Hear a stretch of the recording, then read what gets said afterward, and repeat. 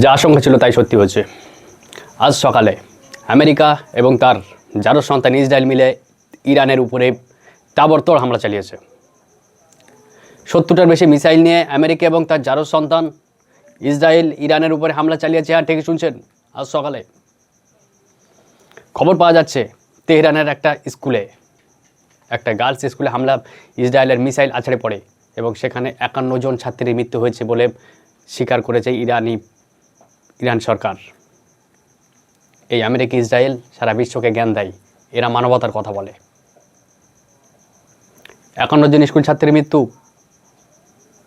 প্রায় 100-র কাছাকাছি মিসাইল নিয়ে আমেরিকা এবং ইসরায়েল ইরানের উপরে বলপূর্বক, কথা শুধুমাত্র আমেরিকা ইসরায়েলের কথা শোনেনি বলে হামলা চালিয়েছে। কোথায় কোথায় ইরানের হামলা চালিয়েছে, শুধু স্কুলে নয়, ইসরায়েল আর আমেরিকা মিলে হামলা চালিয়েছে তেহরানে, আমেরিকার ইরানের রাজধানীতে হামলা চালিয়েছে, ইস্পাহান প্রদেশে হামলা চালিয়েছে, নাতানজে হামলা চালিয়েছে, ইরানের হোমস প্রদেশে হামলা চালিয়েছে, পরমাণু প্রকল্প ফর্দোতে আলী খামেনি, ইরানের সর্বোচ্চ নেতা আলী খামেনি বাসস্থানকে লক্ষ্য করে হামলা চালানো হয়েছে। হামলা চালিয়েছে ইরানের বিদেশমন্ত্রী আব্বাস আরাকচির ঘর লক্ষ্য করে। হামলা চালিয়েছে খামেনির উপদেষ্টা আলী লারিজানির উপরে। তবে এখনও পর্যন্ত ইরান সরকারের তরফ থেকে যে খবর রয়েছে, এরা প্রত্যেকেই সুরক্ষিত রয়েছে। কিছুক্ষণ আগে আমরা দেখছিলাম পশ্চিমা মিডিয়া দাবি করছিল যে ইরানি বিদেশমন্ত্রী আব্বাস আরাকচির মৃত্যুর খবর, কিন্তু ইরান বলেছে না, সুরক্ষিত রয়েছে। আব্বাস আরাকচির কিছু হয়নি। রাশিয়ার বিদেশমন্ত্রীর সঙ্গে আব্বাস আরাকচির ফোনে কথা হচ্ছে। বসে নেই ইরান, পাল্টা আক্রমণ চালিয়েছে ইরান। তারা এতদিন যেভাবে বলে এসেছিল যে আমাদের উপরে আক্রমণ হলে পশ্চিম এশিয়াতে মার্কিন যে সমস্ত সেনাঘাঁটিগুলো রয়েছে একটাও ছাড় যাবে না, একটাকেও আমরা ছাড়বো না, যেমন বলা তেমন কাজ, শুধু মুখে বলা নয়, এবারে একেবারে সঙ্গে সঙ্গেই, মানে আমেরিকা ইসরায়েলের হামলার 1 ঘন্টাও লাগেনি প্রত্যুত্তরে জবাব দিতে। কোথায় কোথায় ইরান হামলা চালিয়েছে?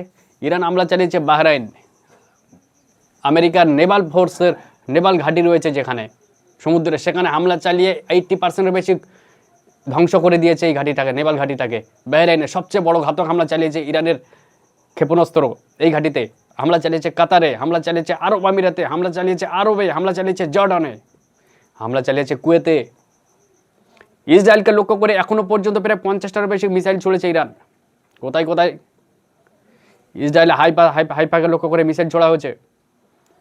ইরানি মিসাইল আছড়ে পড়েছে গ্যালিলিওতে, ইরানি মিসাইল আছড়ে পড়েছে এসকোলন এবং তেল আবিবে।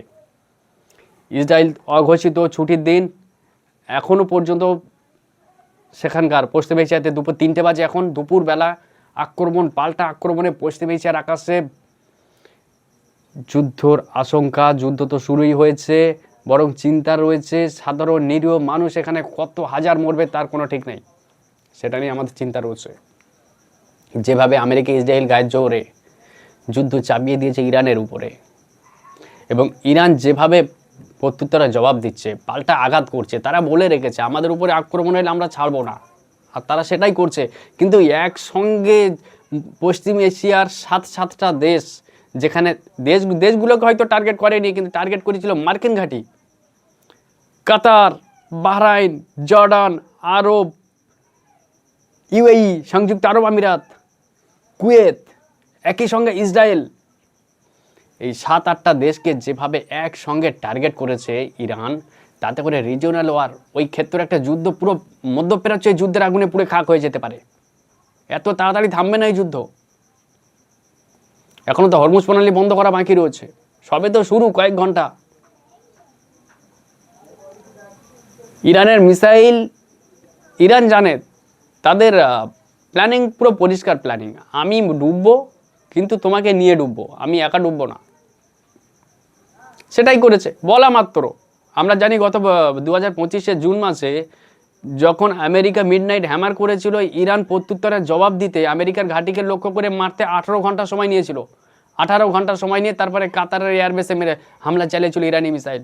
এবারে কিন্তু সেটা নয়, আধা ঘন্টা 1 ঘন্টার মধ্যেই সঙ্গে সঙ্গে 7টা দেশে ইরানের মিসাইল আছড়ে পড়েছে, তাতে অত্যাধুনিক শক্তিশালী ঘাতক মিসাইলগুলো আছড়ে পড়েছে এবং সেখান থেকে ধামাকার খবর আসছে। সবচেয়ে চিন্তার বিষয় এটা যে পুরো মধ্যপ্রাচ্য এই ফ্রন্টটা, এই ক্ষেত্রটা যুদ্ধের আগুনে জ্বলে পুড়ে খাক হয়ে যায়। লক্ষ লক্ষ মানুষ সেখানে মৃত্যুর কোলে ঢলে পড়বে। ইতিমধ্যে আমরা দেখতে পাচ্ছি প্রথম দিন ইসরায়েল যেভাবে নারকীয় জঘন্য অত্যাচার চালিয়েছে তেহরানের স্কুলে মিসাইল হামলা চালিয়ে, সেখানে 51 জন ছাত্রের মৃত্যু হয়েছে। ইতিমধ্যে ইরান সরকার পরিষ্কার করে বলে দিয়েছে ইসরায়েলকে লক্ষ্য করে তারা ড্রোন হামলা চালাচ্ছে। মিসাইল হামলা তো এখনো বাকি। তবে হ্যাঁ, একটা কথা বলে রাখি, যুদ্ধ এত তাড়াতাড়ি থামবে না, এত তাড়াতাড়ি যুদ্ধ থামবে না। এই যে যুদ্ধটা শুরু হয়েছে এটা আর পারের লড়াই, নাই তুমি থাকবেন অথবা আমি। এত সহজে যুদ্ধ থামবে না, সবে শুরু হয়েছে, অনেকটা দিন চলবে, তারপরে তেলের দামে আগুন উঠতে পারে।